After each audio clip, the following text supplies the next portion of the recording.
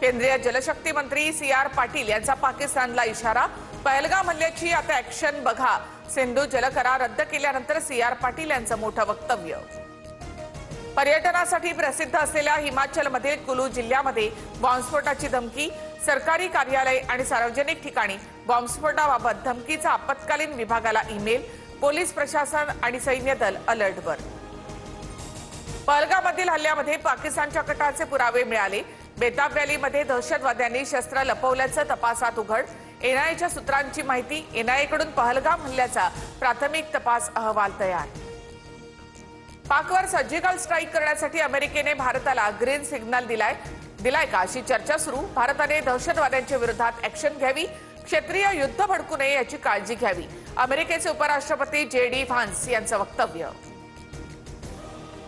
भारत आणि अमेरिकेत $13 कोटी मोठा लष्करी करार। भारतीय नौदल सागरी सुरक्षा सॉफ्टवेअरसह अद्ययावत यंत्रणा अमेरिकेकडून खरेदी करणार। पहलगाम हल्ल्याच्या पार्श्वभूमीवर कराराला